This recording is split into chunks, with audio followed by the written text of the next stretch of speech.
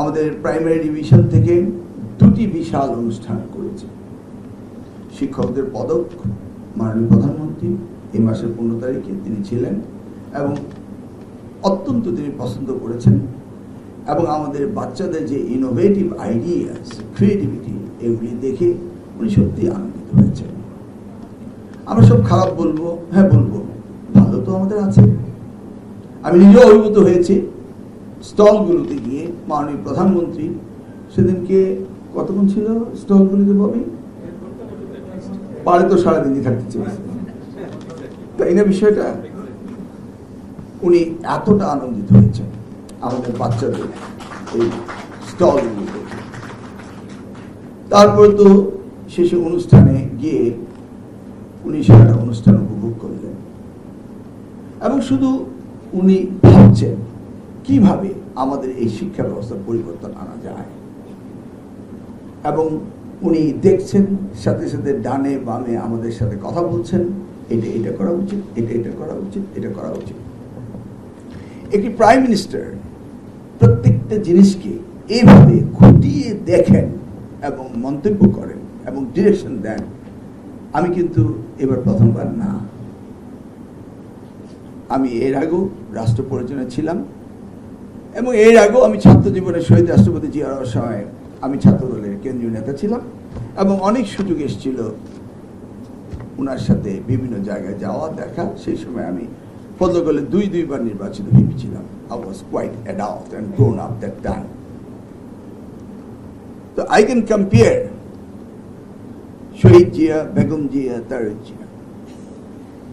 এইটাকে আমি যেভাবে দেখি, শহীদ জিয়া তার চেয়ে কোনো অংশেই বেগম খালেদা জিয়ার কন্ট্রিবিউশন কম ছিল না, এবং তার চেয়ে কোনো অংশে তারেক রহমান সাহেবের কন্ট্রিবিউশন কম হবে না, এবং সেই পথে উনি এগিয়ে যাচ্ছেন। এটা হচ্ছে আমাদের আশার শেষ প্রাণকণা, জনাব তারেক রহমান। এই মন্ত্রণালয়ে আরেকটি সুন্দর সাকসেস স্টোরি হয়েছে, সেটি হচ্ছে 20শে জুন সারা বাংলাদেশে 22 লক্ষ শিক্ষার্থী ছেলে মেয়ে মিলে তারা ফুটবল প্রতিযোগিতা করেছিল। বাংলাদেশের প্রত্যেকটি উপজেলা থেকে এসে ফাইনাল ম্যাচ হয়েছিল আর্মি স্টেডিয়ামে। মাননীয় প্রধানমন্ত্রী এতটা এনজয় করেছিলেন, তিনি শেষকালে মাঠের মধ্যে চলে গিয়েছিলেন, গিয়ে খেলাটি উপভোগ করলেন, এবং গ্যালারিতে গিয়ে আমাদের শিশুদের সাথে তিনি হাত মেলালেন, আলিঙ্গন করলেন।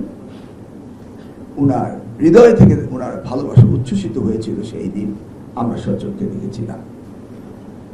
সেই দিন তিনি মাঠে বলেছিলেন যে প্রাইম মিনিস্টার গোল্ড কাপ একটা প্রতিযোগিতা দেওয়া যাক। আমরা গত পরশুদিন ওনার সাথে আলাপ করেছি প্রাইম মিনিস্টার গোল্ড কাপ। এই প্রাইম মিনিস্টার গোল্ড কাপ অনুষ্ঠানটি হবে আগামী মাসের 9 তারিখে, এবং উনি সিলেক্ট করেছেন চিটাগাং থেকে এটা শুরু হবে, অক্টোবরের 30 তারিখ শুরু হবে। এবারে আমরা ওপেনিং সেরেমনিটা খুব গর্জিয়াসলি করব, লাইক ওয়ার্ল্ড কাপ যেদিন শুরু হয় সেভাবে। তার কারণটা কি জানেন? কারণ মাননীয় প্রধানমন্ত্রী উষ্মা প্রকাশ করেছিলেন 22 লক্ষ শিক্ষার্থী প্রতিযোগিতায় অংশগ্রহণ করেছে, প্রত্যেকটি ইউনিয়ন থেকে, প্রত্যেকটি উপজেলা থেকে, প্রত্যেকটি জেলা থেকে, প্রত্যেকটি বিভাগীয় শহর থেকে ঢাকা শহর পর্যন্ত। আমরা কিন্তু মিডিয়া কাভারেজ সেদিন পাইনি। তিনি বললেন এত বড় প্রতিযোগিতা হলো, 22 লক্ষ গার্লস এন্ড বয়েজ, এটা মিডিয়াতে আসলো না কেন? তাই এবার আমরা চিন্তা করেছি আমরা শুরু থেকেই এটাকে খুব জোরদার করে গর্জিয়াসলি আমরা এই অনুষ্ঠানটি করব। সেজন্য তিনি চিটাগাংকে সিলেক্ট করেছেন। কেন? নিশ্চয়ই কারণ রয়েছে। আমাদের সোসাইটি, আমাদের ইয়াং জেনারেশন তারা ড্রিল্ড হয়ে যাচ্ছে, লেখাপড়ার চেয়ে মোবাইলে চলে যাচ্ছে, মাদক আসক্ত হয়ে যাচ্ছে। তাদেরকে আনন্দময় লেখাপড়া এবং খেলাধুলার মধ্য দিয়ে তাদেরকে ফিরিয়ে আনতে হবে, ট্র্যাকে আনতে হবে। সেই জন্য এটাকে সবচেয়ে বেশি গুরুত্ব দেওয়া হয়েছে। এমনকি ঢাকা থেকে সকল সাংবাদিকদেরকে আমরা চিটাগাংয়ে নিয়ে যাব, সেই কথাটিও তিনি বলেছেন যে সকলকে নিয়ে এই অনুষ্ঠানটি শুরু করতে হবে। দেখুন, তিনি কতটা না এই ভবিষ্যৎ প্রজন্মকে হৃদয় থেকে ভালোবাসেন এবং তাদের ছাড়া আগামীর বাংলাদেশ গড়া সম্ভব না। তিনি নতুন একটি প্রজন্মকে নিয়ে উনি যাত্রা শুরু করেছেন, সেটি হচ্ছে প্রাইমারি এডুকেশন। প্রাইমারি থেকে যাত্রা শুরু হবে। তিনি একদিন বলছিলেন যে ইংল্যান্ডে থাকার সময় দেখতাম স্কুলের বাচ্চারা কি সুন্দর জুতো মোজো, শার্ট প্যান্ট, কাঁধে ব্যাগ নিয়ে তারা স্কুলে যায়, কবে আমার দেশের বাচ্চারা যাবে? সেই ওনার কথার সাথে সাথে আমাদের নতুন বাজেট অ্যালোকেশন হওয়ার আগেই আমরা কয়েকজনের অনুদান নিয়ে কত লক্ষ দিচ্ছি? 3.5 লক্ষ ড্রেস আমরা এই 180 দিনের ভিতরেই আমরা বিতরণ করব। আমরা ওনার কাছে প্রোগ্রাম চাইবে, উনি দেবেন। কেন তিনি বাচ্চাদেরকে ড্রেস দিচ্ছেন? Two attract in the school, এটারই চাচ্ছেন। এখন বাচ্চাদের স্কুলে অ্যাট্রাক্ট করার জন্য যা যা করণীয় তিনি করে চলছেন। প্রতিনিয়ত মিড ডে মিলের ত্রুটিগুলো, বিচ্যুতিগুলো আমাদেরকে দেখিয়ে দিচ্ছেন। আমরা প্রতিনিয়ত কন্ট্যাক্ট রাখছি এবং কিভাবে এটাকে আপগ্রেডেড করা যায় এবং বিতরণ পদ্ধতি কিভাবে নিশ্চিদ্র করা যায়, যেখানে কোনো দুর্নীতি থাকবে না, যেখানে কোনো খাবারের মধ্যে ত্রুটি থাকবে না, সেই বিষয়গুলো আমরা দেখছি। মাননীয় প্রতিমন্ত্রী বাজেটের কথা বললেন, আমাদেরকে হিউজ বাজেট তিনি দিয়েছেন। আমাদের চাওয়ার ওনার কাছে কিছু নেই। 1.39 জিডিপি বাজেট দেওয়া হয়েছিল গত সরকার এবং ইমিডিয়েট পাস সরকার, আর সেই জায়গাতেও শুভঙ্করের ফাঁকি ছিল। আইসিটি মিনিস্ট্রি এবং রূপপুর বিদ্যুৎ ও তাপ কেন্দ্র, সেই বাজেট সেখানে ইনক্লুড করা হয়েছিল। আমাদের কিন্তু পিওরলি 2% বাজেট আমাদেরকে তিনি দিয়েছেন, যা 1,36,000 কোটি টাকা শিক্ষা মন্ত্রণালয় প্রাইমারি থেকে টারশিয়ারি পর্যন্ত। এবং তিনি প্রমিস করেছেন ক্রমান্বয়ে তিনি জিডিপির 5% নিয়ে যাবেন। And we can see he will keep his promise alive. এখন আসা যাক, শিক্ষকদের অভাব রয়েছে। যদিও আজকে এই অনুষ্ঠানে সাংবাদিকরা কেউ এটা উপলব্ধি করতে পারেনি। শিক্ষকের অভাবের কথা একটি জায়গায় শুধু বলা হয়েছিল, ওই যে ওখানে নামটা বলে গেলাম, আপনার পাশে পাশে আপনি বলেছেন শুধু, আর কেউ বলেনি। কারণটা হলো কি জানেন? সকলেই ঢাকায় আসতে চায়, সকলেই ঢাকায় অ্যাটাচড হয়ে থাকতে চায়, এই জন্য ঢাকা শহরে শিক্ষকের অভাব নেই। কিন্তু গ্রামান্তরে গিয়ে দেখুন, আমি মাননীয় প্রতিমন্ত্রীকে জিজ্ঞেস করলাম, ভাইয়া তোমার কয়টা স্কুল? বললো 18টা। আমি একটু লজ্জা পেলাম। আমার 171টা। ওর 18টা কেন? কারণ শহরে স্কুল বলতে গেলে সব প্রাইভেটে চলে যাচ্ছে, সেই জন্য এখানে স্কুল কম। 2017 সাল থেকে 32,000 হেডমাস্টারকে তাদের প্রমোশন আটকিয়ে দিয়েছিল মাননীয় ঊর্ধ্বতন আদালত। এটা নিয়ে কারোর কোনো চিন্তা ভাবনা নেই। আউট অফ 65,000 সরকারি প্রাথমিক স্কুল, মানে কত, 65,529, whatever that is exact figure, Bobby knows the exact figure, 65,500 something, কিন্তু তার মধ্যে 2017 থেকে 32,000, অলমোস্ট হাফ হেডমাস্টারের পজিশন ভ্যাকেন্ট। এটা কিন্তু 2017-তে শুরু হয়নি, তার আগে থেকেই শুরু হয়েছে। The last government, not this one, the previous one, তাদের কোনো উদ্যোগই ছিল না যে এই শিক্ষক নিতে হবে। ইতিমধ্যে রিটায়ারমেন্টে যাওয়ার পরে it came to 38,000 something teachers, headmaster। সহকারী শিক্ষক হিসেবে যোগদান করেছে, জীবনের শেষ বয়সে রিটায়ারমেন্টে চলে যাচ্ছে, প্রধান শিক্ষক হতে পারেনি। সরকারের কোনো কর্ণপাতও করেনি। আমরা তো জানতাম প্রিভিয়াস ফ্যাসিস্ট গভর্নমেন্টের আদালতের সাথে তাদের কত না সম্পর্ক ছিল, আদালত দ্বারা কত কিছুই না করিয়েছিল, মনে রয়েছে। সংবিধান পাল্টে দেওয়া হয়, কেয়ারটেকার গভর্নমেন্ট মুছে দেওয়া হয়। ইট ওয়াজ লাইক খেলার পুতুলের মতো কাজ করেছিল। তাহলে 32,000 শিক্ষককে নিয়ে আদালত পাড়ায় কেউ যায়নি কেন? আমাদের মাননীয় প্রধানমন্ত্রী এটা অ্যাটেনশন নিয়েছেন এবং মহামান্য আদালত আমাদেরকে এই 32,000 শিক্ষক নিয়োগের জন্য নিষ্পত্তি করে দিয়েছেন গত জুলাই মাসের 2 তারিখে। শুধু একদিন আমি পয়েন্ট অফ অর্ডারে দাঁড়িয়ে সংসদে বলেছিলাম, পরের দিনই চিফ জাস্টিস নিজ গুণে তিনি আদালতে ডেকে নিয়ে এই মামলাটির ব্যবস্থা করেছেন। তাহলে বুঝতে পেরেছেন মহামান্য আদালতও আমাদের শিক্ষাকে পছন্দ করে। নিশ্চয়ই প্রধান বিচারপতি নিজ উদ্যোগে এই কাজটি করেছেন। ওমা, আমি সচিব মহোদয়কে আদেশ করলাম যে তাড়াতাড়ি প্রমোশনটা দিয়ে দেন, নতুন শিক্ষকগুলো আমরা নিয়ে নিই। আবার 113 জন মামলা করে বসল। ওরে আল্লাহ, একই আজকে 21 তারিখ, মামলা করার পরের সপ্তাহে আমি শুধু একটি চিঠি পাঠিয়েছিলাম অ্যাটর্নি জেনারেলের কাছে। চিফ জাস্টিস আবার নিজ গুণে এই মামলাটা লিস্টে এনে আবার ভেকেট করে দিয়েছেন। দেখতে পেরেছেন? সবাই চায় এই শিক্ষা, আমাকে দৌড়তে হয়নি। 1 সপ্তাহে আবার ওই মামলাটা ভেকেট করে দিয়েছে। তাৎক্ষণিকভাবে আমি আবার সচিব মহোদয় নিজেকে বললাম, ইমিডিয়েটলি এই 32,000 শিক্ষককে পোস্টিং দিয়ে দেন। কাজ চলছে। আমি জিজ্ঞেস করেছিলাম কয় তারিখের মধ্যে দিতে পারবেন? এ তো বিশাল কর্মযজ্ঞ। উনি বললেন 3 সপ্তাহ। না না, আমি বললাম কত? সে বললাম না, 7 তারিখের ভিতরে দিতে হবে। কি বললাম? আমরা দুজনে মিলে, আমরা দুজনে সময় দিতে রাজি না। তো বললো যে স্যার, এত বিরাট কর্মযজ্ঞ, এই 32,000কে পোস্টিং দেওয়ার পরে আমাদের লাগবে আরো 38,000। সেই 38,000 জন্য সাথে সাথে সচিব, প্রতিমন্ত্রী, আমি ডিজিকে বললাম এই 38,000 কি করা যাবে?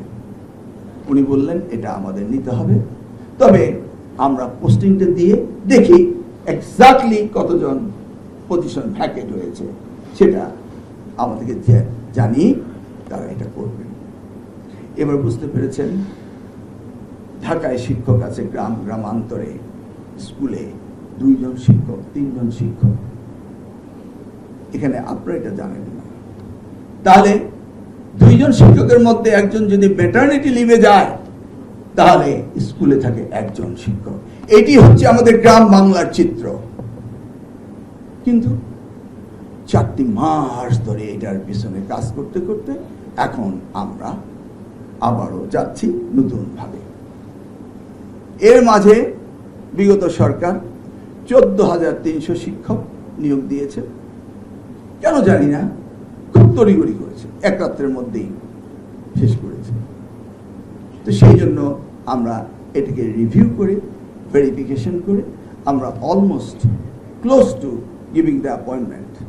আশা করছি আমাদের রিপোর্টগুলো চলে আসছে, অতি শীঘ্রই আমরা এগুলোকে পিটিআই ট্রেনিং সেন্টারে পাঠাবো।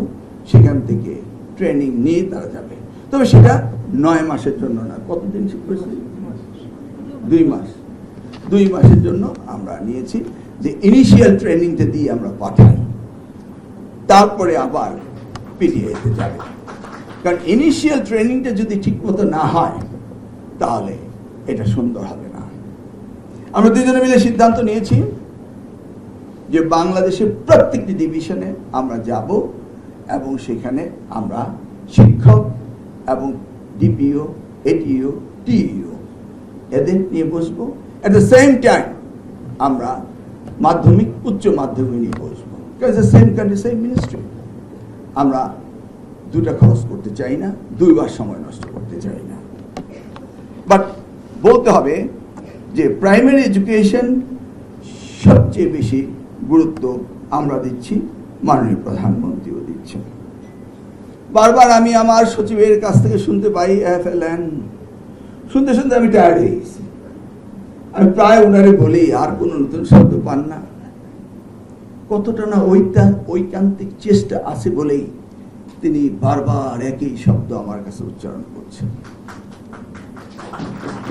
আমি ভাবতে পারি না সচিব সাহেব কেন এটা করছেন?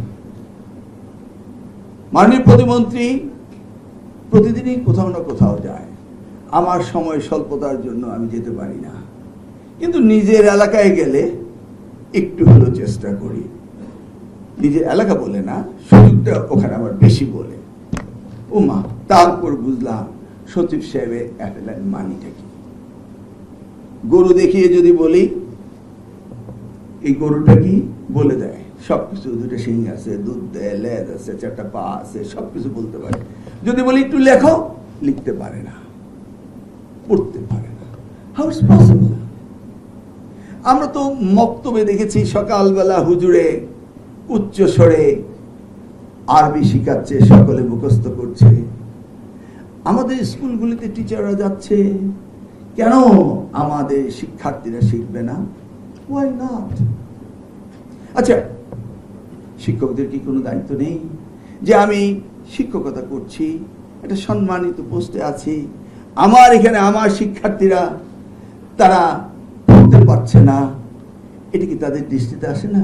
এটা কি শুধু সচিব সাহেবের সারাদিন অ্যাফেলান বলতে হবে, আর আমার প্রতিমন্ত্রী ববি হাত্তাজ আমাকে বুঝায় যে ভাইয়া 60% সি কি 50% বি, আমাকে কানে কানে শিখাচ্ছে, সে শিখাচ্ছে। কেন 50, 60, 80 হবে? ওয়াই? স্কুলে গিয়েছে, শিক্ষক আছে, তাকে শিখতে হবে নাকি? তাহলে এই জায়গায় কি আমরা আমাদের দায়িত্বে অপারগতা না? আমরা কি অবহেলা করছি না? একটা গল্প বলি। আমি 2001 সালে যখন মন্ত্রী ছিলাম, তখন ফেনীতে গিয়ে মাদ্রাসার সুপারিনটেন্ডেন্টের সাথে মিটিং করছিলাম। তখন প্রচুর মাদ্রাসায় 0 পাস, মানে একজনও পাস করে না, এরকম মাদ্রাসার অভাব নেই। তো আমি ওই মিটিংয়ে বলছিলাম, ধরুন একজন লোককে কাজ করতে দেওয়া হলো, একজন লেবারকে মাটি কাটতে দেওয়া হলো, তার পারিশ্রমিক 100 টাকা ধরে নিলাম। সে 100 টুকরি বুঝেন তো, 100 টুকরি মাটি কাটবে। সে 100 টুকরি কাটলো না, 50 কাটলো, ওকে। 50 কাটলো না, 40 কাটলো, 20 কাটলো, 10 কাটলো। যদি 1 টুকরিও মাটি না কাটে, তাহলে এটা হালাল না হারাম? কি হারাম। তাহলে আপনি শিক্ষক, আপনার মাদ্রাসায় একটি ছেলে মেয়েও পাস করে না, আপনি যে টাকাটা নিচ্ছেন এটা কি? তখন অনেক ফতুয়া বেরিয়ে আসলো। ফতুয়া নিয়ে কথা বলছি না, কথা বলছি যে আমার দায়িত্ব এটা। আজকে এই মিটিংটির পরে আরেকটি মিটিং আমার রয়েছে, বারবার টেক্সট করছি বাবির সামনে, দুজনেরই কাজ, দুজনে এখানে আটকে আছি। মাহাদি আমিনকে টেক্সট করছি, কারণ মাহাদি আসতে পারেনি, আমাদের উপদেষ্টা, তাকে বলছি ওই কাজটা করতে।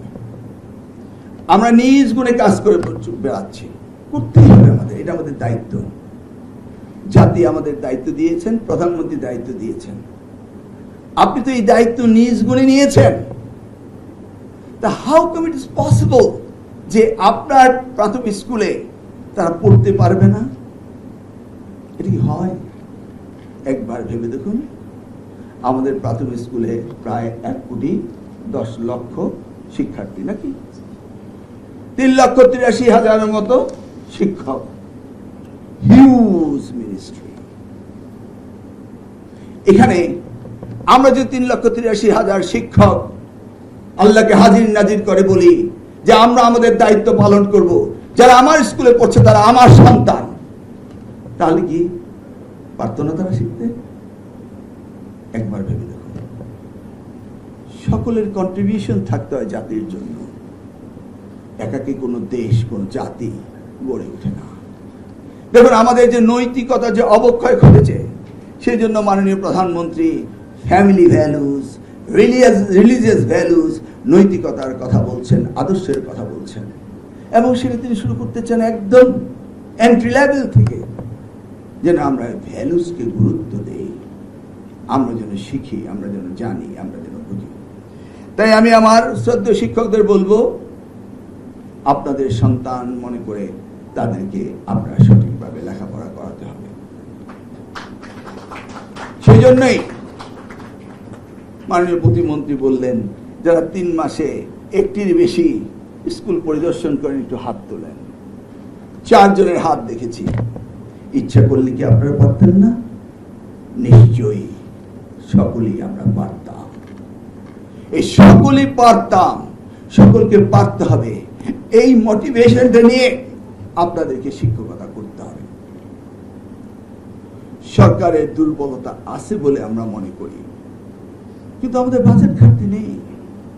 আমাদের number of student, number of teacher quite large. সেই জন্য আমরা ট্রেনিংটা ঠিক মতো দিতে পারি না। আমাদের কয়টা 67টা না পিটিআই? আরো বেশি লাগবে, কারণ 9 মাস করে ট্রেনিং নিলে আমরা দিতে পারি না। কিন্তু আমরা তো উপজেলা সেন্টার বানিয়ে এগুলিকে করতে পারি। আমি যেমন বললাম ইংরেজিতে প্রনাউন্সিয়েশন আমরাও ভুল করি, তাহলে শিক্ষকরা কি মোবাইলে এটাকে একবার উচ্চারণ করে ক্লাসে পড়াতে পারেন না? বাংলাও আমরা একই করি। এই শেখানোর ইচ্ছা থাকতে হবে। আমরা আন্তরিক, আপনাদের আন্তরিক হতে হবে। তারপর একটা কথা শুনলাম, দুষ্ট শিক্ষক। এই দুষ্ট শিক্ষককে কিভাবে ব্যবস্থা নিতে হয় সেই ব্যবস্থা আমাদের নিতে হবে। আমরা স্পেয়ার করব না। আমরা আমাদের অ্যাডমিনিস্ট্রেশন থেকে প্রত্যেকের বিরুদ্ধে ব্যবস্থা নেব। সব জায়গায় অ্যাসোসিয়েশন থাকে, এখানেও আছে, কিন্তু আমি মনে করি না সরকারি কোনো অ্যাসোসিয়েশন থাকা উচিত, কিন্তু এটা হয়ে আসছে। অ্যাসোসিয়েশন সেক্রেটারি সাহেব ঢাকায় চলে আসলেন। আমি জিজ্ঞেস করলাম কাকে আনা উচিত, এই প্রশ্নের উত্তর আমরা পেলাম না। এই জন্যই আমাদের দুইজনের কাছে বেশি তদবির হচ্ছে। কিন্তু একটা সিস্টেমের কথা আপনি বলতে পারতেন। আপনি বলতে পারতেন যে বাংলাদেশের যে সেরা শিক্ষকরা রয়েছে তাদের তালিকা করা হোক, তাদেরকে আপনি উপযুক্ত রিওয়ার্ড করেন। যদি ঢাকা আসতে চায় তাদেরকে ঢাকায় আনেন, তদবিরে না। তাই হওয়া উচিত না? তাই তো হওয়া উচিত। কিন্তু কেউ বলবেন না। যারা এখানে আছেন, যারা আইনটি করবেন, তারাই করতে চাচ্ছেন না। কিন্তু তারাও তো ভেবে দেখতে পারেন যে আমিও তো সেরা হয়ে আবার আসতে পারতাম। সকলকেই সুবিধা দিতে হবে এবং নৈতিকভাবে, আদর্শিকভাবে সুবিধা দিতে হবে। আমি বক্তব্য আর দীর্ঘায়িত করছি না। ঢাকার জেলার, অতএব এখানে আমাদের শিক্ষকের অভাব নেই, এখানে গুণীজনের অভাব নেই।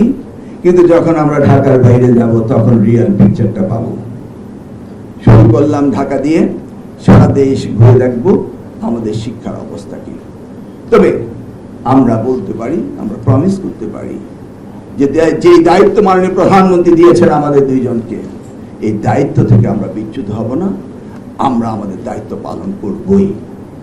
সেই সাথে আপনাদেরকে উদাত্ত আহ্বান জানাবো যে আপনারা আপনাদের দায়িত্ব পালন করবেন, এই সন্তানের মতো দেশকে ভালোবাসবেন, আগামী বাংলাদেশ গড়বেন। আমরা আপনাদের সকল কাজে আসব। গত সপ্তাহে গিয়েছিলাম রাজশাহীতে। এটিও, ডিপিও, টিওরা এসে অনেক কমপ্লেইন করলো প্রমোশনের ব্যাপারে। আমি বললাম আমি যখন আসব লিখিত দিবেন, আমরা এগুলি অ্যাড্রেস করব। আপনারা কিন্তু আজকে কমপ্লেইন খুব কম করেছেন, কমপ্লেইন পাইনি বলতে গেলে, শুধু গ্র্যাজুয়েশনের কথা বলল। সেই জন্য বলেছি আজকে যারা যারা বক্তব্য রেখেছেন আপনাদের বক্তব্যগুলো সামারাইজ করে নাটশেল কথাগুলো আপনারা জমা দিবেন ডিসি মহোদয়ের কাছে, এবং সেখানে আপনাদের যে পাওনার দাবি সেগুলো সংযুক্ত করবেন এবং উইল অ্যাড্রেস। আমাদের অ্যাড্রেস করতে হবে। যেভাবে প্রতিমন্ত্রী বললেন, এটি একটি পরিবার। আমরা সকলে মিলে এই পরিবারের সকলের স্বার্থ দেখব। সামগ্রিকভাবে সেটি হবে আমাদের বাংলাদেশ, সেটি হচ্ছে আমাদের প্রিয় নেতা জনাব তারেক রহমানের আগামীর বাংলাদেশ। আসুন সকলে মিলে আগামীর বাংলাদেশ গড়ি। সকলকে আন্তরিকভাবে ধন্যবাদ এবং আবারও এই প্রাথমিক শিক্ষা মন্ত্রণালয়কে পরপর 2টি সাকসেসফুল অনুষ্ঠান করার জন্য, এবং আমাদের সচিব মহোদয়ের প্রিয় অ্যাপের অগ্রগতি হচ্ছে সেটা শুনে আন্তরিকভাবে তাকে ধন্যবাদ জানাই। আর আমাদের স্টেট মিনিস্টার নিরলস পরিশ্রম করে যাচ্ছেন, আপনারা তাকে সকলে সহযোগিতা করবেন এবং আমিও আসব, তার সাথে দেখা হবে আবারও। তবে ইমপ্রুভমেন্ট হয় যেন সেইগুলো নিয়েই আসব। আজকের রিপোর্টে যা দিবেন 1 মাস পরে কি হলো সেগুলি আমরা রিভিউ করব। ধন্যবাদ আপনাদের।